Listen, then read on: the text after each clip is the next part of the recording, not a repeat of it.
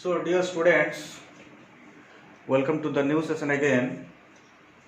Today, we are going to study Ohm's law,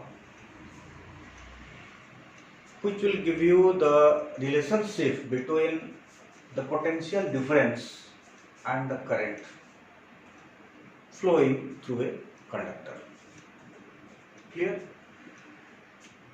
At your home, you are using so much electrical circuits which is purely based on this Ohm's law. That's why this Ohm's law is of great importance in current electricity. Ohm's law states that, firstly I told you, it gives the relationship between V and I, V for potential difference and I for current. It states that, please write down, the amount of current flowing through a conductor, the amount of current flowing through a conductor is directly proportional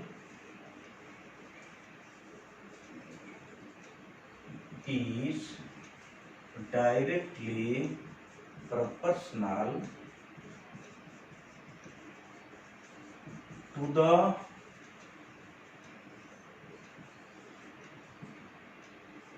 potential difference applied across it or across its two ends, provided temperature remains constant. So I am again reading this statement. It's of great importance. I am telling again and again. The amount of current flowing through a conductor, means I, is directly proportional to the potential difference, that is V, provided T for temperature constant. Clear? That implies you can write V proportional to I. That implies V is equals to IR. What is R here? R is the proportionality constant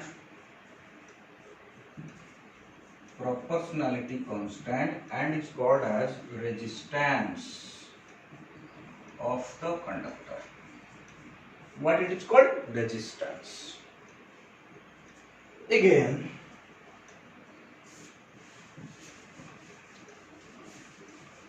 V is equals to IR. That implies R is equals to V by I. So this is one of the important relationship between V and I, or you can say V by I is equals to R. Clear? The experimental data, you can verify it by doing the experiment. It is also included in your syllabus. The experimental data shows that if you plot a graph between V versus I along this axis, the graph will be a straight line because both are varying directly. Whenever you will increase the potential difference, then current will increase. So automatically the graph will give rise like this. And if you draw a perpendicular on this axis, this will be theta, this will represent V, and this will represent I. So if I calculate the slope of this VI graph represents tan theta. This is equals to P by V, perpendicular by base, that is V by I, which will give rise to R for resistance. So slope of this graph gives resistance. Clear? Similarly, if I plot a graph by taking this in y-axis, v in x-axis, again the graph is a straight line passing through origin. But if I draw a perpendicular and if I find the slope in this case, slope is equals to tan theta is equals to I by v. Please see the difference. Here also P by V, here P was V, but here P is I. This one is perpendicular, this one is base, so I by V represents 1 by R. 1 by R, you can say the reciprocal of resistance is called as conductance. Sometimes it is called as conductance. The reciprocal of resistance is called as conductance. Clear? So this is the graphical representation between V versus I. Now see, if I plot a graph like this is one of the reasoning question. Suppose this is for R1, this is for R2. One question may be asked, find a relationship between R1 and R2. Which one is greater? If this is V, this is I, so in this slope is directly giving V by I, this is R. So more slope means more resistance, less slope means less angle, means less resistance. So this graph is having more slope and this graph is having less slope. So R2 is greater than R1. Clear? Because why this relation is established? Because in this graph, slope of VI graph directly giving resistance, so slope is directly proportional to resistance. Clear? Similarly, another question may be asked like this. This is R2, this is R1. If the axis is changed, then here the slope is equals to 1 by R. You see, slope will give 1 by R, means slope is equals to I by V is equals to 1 by R. So slope is inversely proportional. That means more slope, less resistance. So this is R2 is less than R1. Clear? Now from Ohm's law, you can have what is the SI unit of resistance. Now before discussing this SI unit, let us define what is resistance. Resistance mathematically R is equals to V by I, but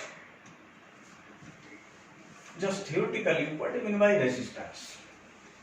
Resistance is the opposition offered by the conductor. Opposition offered by the conductor to the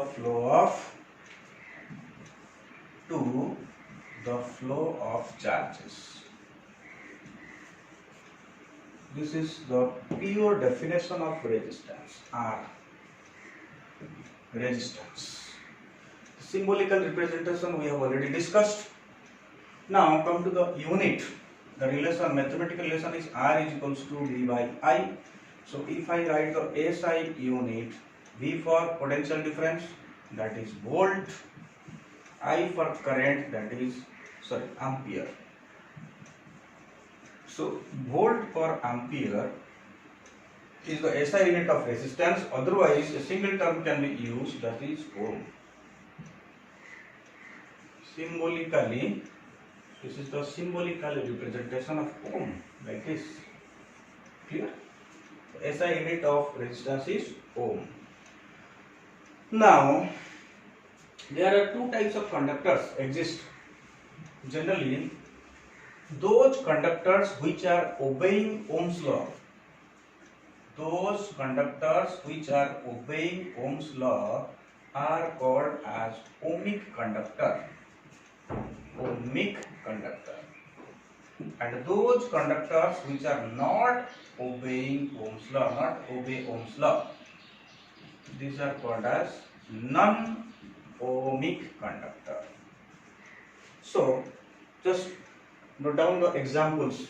All the metallic conductors are ohmic conductors. Metallic conductors means aluminum, copper, iron. These are metallic conductors, and they follow the Ohm's law strictly. That's why they are called as ohmic conductors. Whereas semiconductors are non-ohmic conductors. Now, what is the conductor actually? Those substances through which electricity can pass freely are called as good conductors, and those substances through which current cannot pass are called as bad conductors or insulators, and those conductors through which current can pass partially are called as semiconductors. Is that clear? Now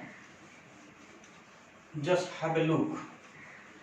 I want to give you a little bit relation between, or you can say the practical application of, or before that let us define 1 ohm.